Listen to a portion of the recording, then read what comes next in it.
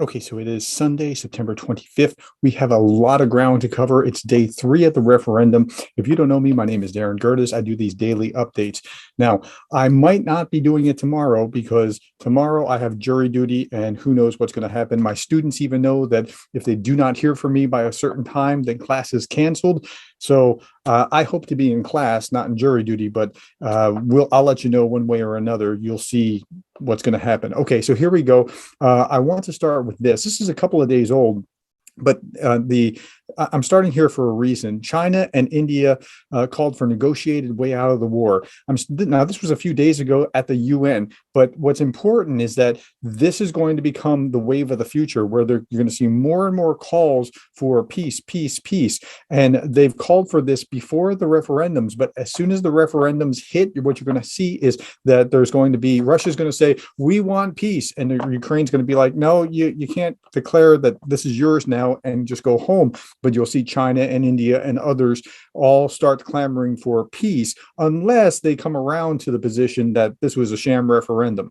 The Ukrainian president calls on Russians to surrender, dodge the military draft. I thought this was beautiful. This was brilliant. This guy is the leader of our generation. I mean, it's really amazing what he's done as a leader. Speaking in a September 24th address in which he switched to the Russian language. Now, Zelensky is a native Russian speaker. He is Ukrainian through and through, but he grew up speaking Russian.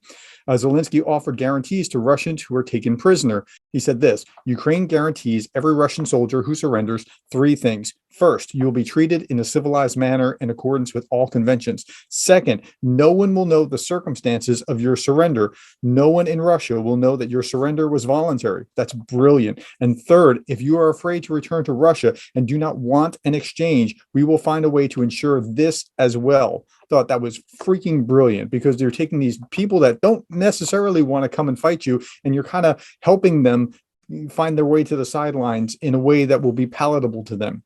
Russian commanders, quote, do not care about the lives of Russians and just need to replenish, quote, empty spaces left by the dead, wounded, and those who fled, or the Russian soldiers who were captured. And I think he's absolutely right about that. Okay, let me keep going. This is France 24. Top Russian lawmakers voice concern over mobilization excesses. So in Russia, they're not happy about these mobilization efforts. So again, this is day 3 of the referendum. It's 4 or 5 days since the mobilization was called for.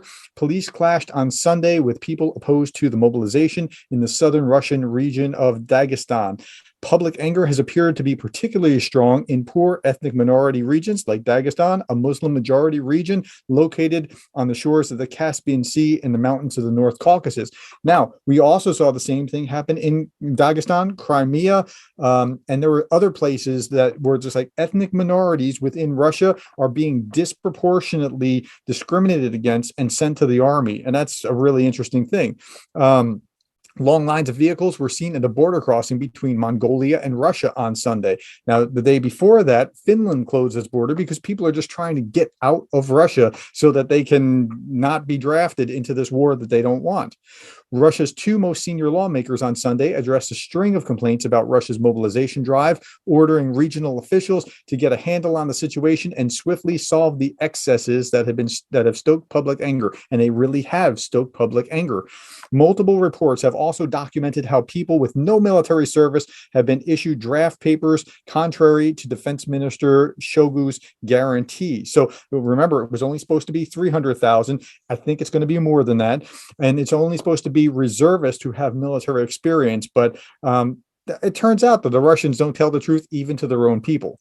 Okay, here's the president of Russia's website, executive order on deferment of conscription for military service. So here's one way that they're trying to kind of put out the fire. This was yesterday. The president signed an executive order deferring conscription for military service during mobilization for full-time and part-time students. And they just talk about at the various institutions. But there's deferment put in place, and hopefully that will quench some of the fire that is there. I think that's what Putin's thinking. I don't know that it'll do it completely, because these are sons and husbands of moms and wives that are being drafted. A way to get rid of us. Crimean Tatars decry Russia's mobilization.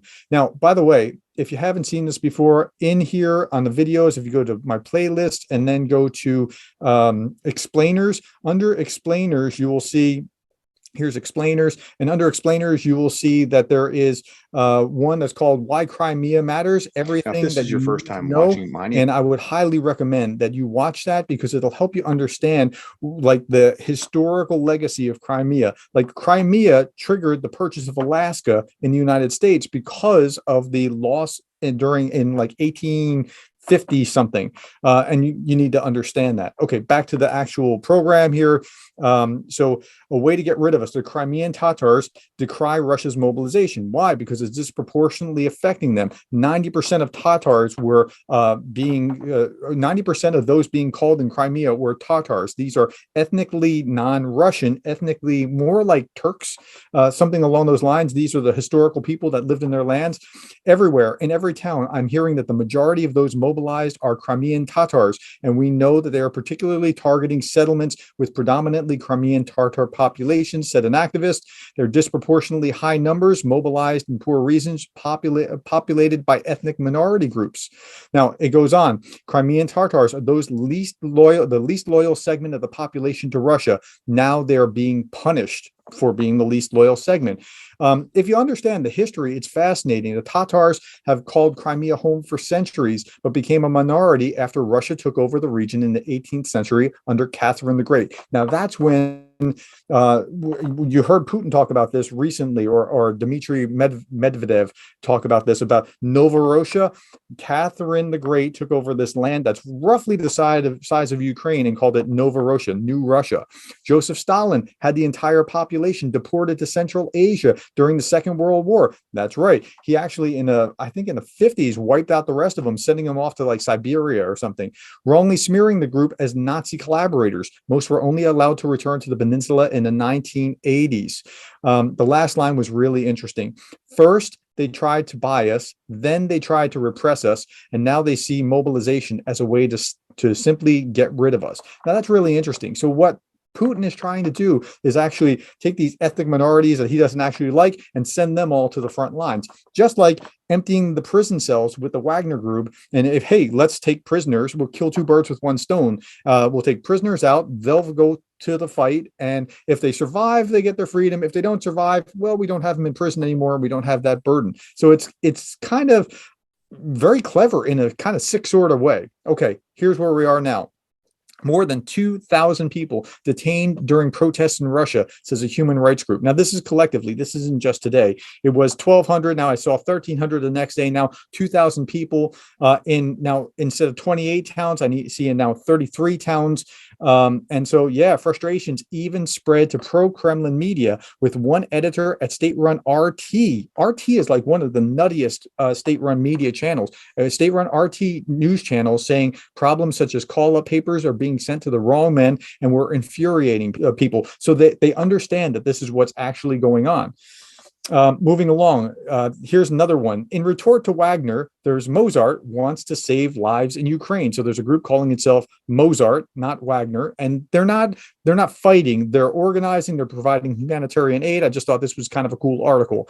Volunteer organization run by ex-soldiers. Mozart says it wants to save lives in Ukraine. It's a tongue-in-cheek nod to the notorious group Wagner. Those are the ones, Wagner, that are pulling people out of jail and saying, if you are with us for a year, you'll get your freedom. The group is staffed by volunteer Army veterans, giving humanitarian aid, medical evacuation, and training to Ukrainians in combat. And it goes on and talks about that. But they're not actually doing hard fighting. But I just like that they named themselves Mozart in replacement of Wagner. Russia vows full protection to the territories annexed from Ukraine. Now, Lavrov's only the last in a long string of those that have said this. Peskov, I think, said this. Medvedev said this. Russia will offer full protection to the Russian-controlled areas of Ukraine that vote in referendums to join Russia, said Foreign Minister Lavrov at a press conference yesterday. All Russian territory, including parts to be further enshrined in Russia's constitution in the future, is under the full protection of the state. And that absolutely means nuclear weapons. It's absolutely, now Dmitry Kuleba said that nuclear weapons, talk about this, is absolutely unacceptable, but he absolutely means that nuclear weapons are on the table. They're willing to use nuclear weapons to defend these annexed regions, says Lavrov. Okay, now The White House has responded to that, Jake Sullivan, and as they should respond to that, because if they don't respond to that, if they send mixed signals, that's bad. Remember Saddam Hussein? Remember like Saddam Hussein invaded Kuwait because he didn't receive enough clear signals from Bush Sr.'s White House that if you do this, very bad things will happen. And I think that Putin invaded Ukraine largely because he thought the West is weak. Remember, just a year and a month ago, the evacuation from Afghanistan. And so there weren't clear signals going up to this that Putin, if you do this, we will meet you with enough force to destroy you, to demolish you, to wipe you. Like if he had gotten that signal, I think it would have changed his calculus. America and its allies will act decisively if Russia uses tactical nuclear weapons in Ukraine. Now, they need to be very, very, very clear about that.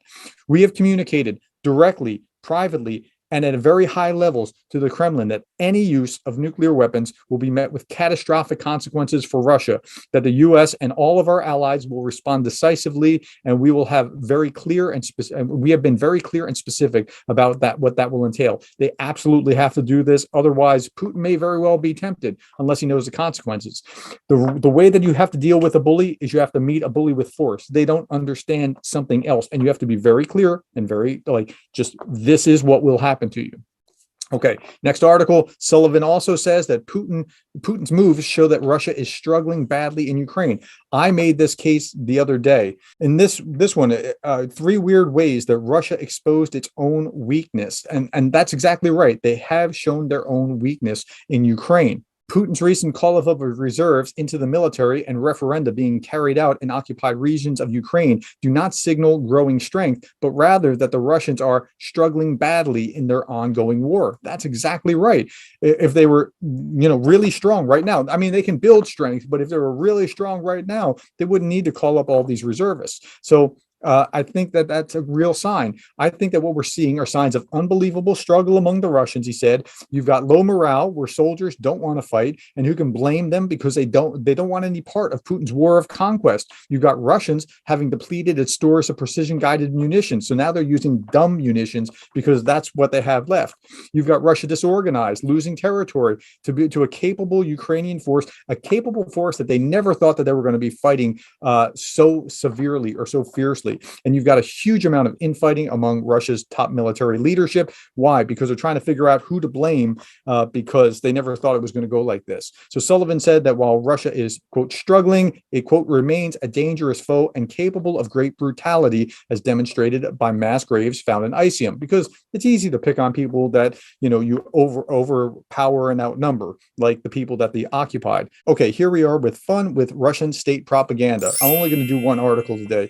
This is Ukraine, EU's dictatorship, and change of global order. Lavrov speaks at the United Nations. And so it's always a good time when Lavrov speaks. It's a lot of things pulled out again and again. Russia's security proposals were arrogantly rejected by the West because, after all, according to Lavrov, the West is to blame for all the problems. We wanted peace, but they just laughed us off. That's what he's going to say. Ukraine is expendable for the U.S. Okay. Okay, I get what he's saying, but it's not actually true. He said this: it's evident to any unbiased observer, for the Anglo-Saxons who have completely subjugated Europe, Ukraine is simply an expendable material in the fight against Russia. Now, he's got this Russia, anti-Russian complex in the West that I don't think the West actually shares. Like, the West wanted Russia to kind of join the free world after the Soviet Union collapsed, and it just didn't happen. But we're not like, oh, let's go get them, until they do stuff like try to knock over Ukraine, and then we're like, you know what, we can't let that stand. So it's not like that. But it's true that the West was not looking at Ukraine like, oh, Ukraine, they're just like us. We just weren't really thinking a whole lot about it. But we were thinking this: they love democracy, they love their freedom. If they're willing to fight for their freedom, we're willing to supply them and help them meet the aggression, because we admire that. They're the pointy tip of the spear of freedom in the world right now. Okay, let's keep going.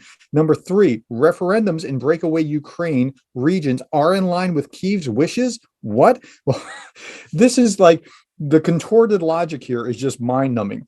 While the vote has already triggered a tantrum in Ukraine and in the West, with G7 vowing even more anti-Russian sanctions, the referendums are actually fully in line with Kyiv's wishes, Lavrov suggested. And here's a quote: "The people living there," and he's talking about there in the occupied territories, "are essentially only reacting to what President Zelensky recommended for them to do in one of his interviews in August of 2021. Back then, he advised everyone who feels Russian to go to Russia for the benefit of their children and grandchildren. That's what the residents of said regions are doing now, taking their lands on which their ancestors lived for centuries with them." Okay, no, that's not what's going on. This is reading into it. What's going on right now is that the neighboring bully state is trying to make it look like they're having an election and trying to say it's their territory. That's very, very different than what Zelensky had said. U.S. exceptionalism has reached a godlike level. Now, this is a clever move on Lavrov's part. I'll give it to him. What he's trying to do is he's trying to, by harboring anti-U.S. sentiment or ginning that up, he's trying to get those that are on the fence or have moved against Russia from the middle back over to his side. Having proclaimed victory in the Cold War, Washington elevated itself almost to the rank of messenger of God on earth, with no obligations, but only sacred rights to act with impunity as it pleases and anywhere, Lavrov said. So he's trying to get those countries that already kind of are not really pro-U.S. and pro-West to come back over to the Russian fold. The EU is sliding into a dictatorship. The European Union, in principle, is becoming, now this is almost laughable. Listen, this is coming from the foreign minister of Russia. The European Union, in principle, is becoming an authoritarian, rigid, dictatorial entity. Look what's happened to Russia in the last 6 months. You have no freedom of speech, no freedom of press, no freedom to protest. You have conscription. If you're sent to the army, if you voluntarily surrender, 10 years in jail was the most recent thing. Like, it's the EU that's becoming an authoritarian, rigid, dictatorial entity. Come on. The end of the unipolar world is coming, and he keeps proclaiming this, and this is the Russians' dream. Instead of the unipolar world, meaning that a world led by the United States and the West, we would have a bipolar world where the former Soviet Union kind of countries, Russia and her friends, are the counterbalance to the United States and the West. It's not working out so well. He's trying. Putin has to move that direction, and they keep talking about this, but I don't see much coming up. Okay, so that was fun with Russian state media. Thank you for your time. I hope to be back tomorrow. I don't know. It depends on jury duty, but we'll see how that all works out. Thank you, and I'll talk to you tomorrow.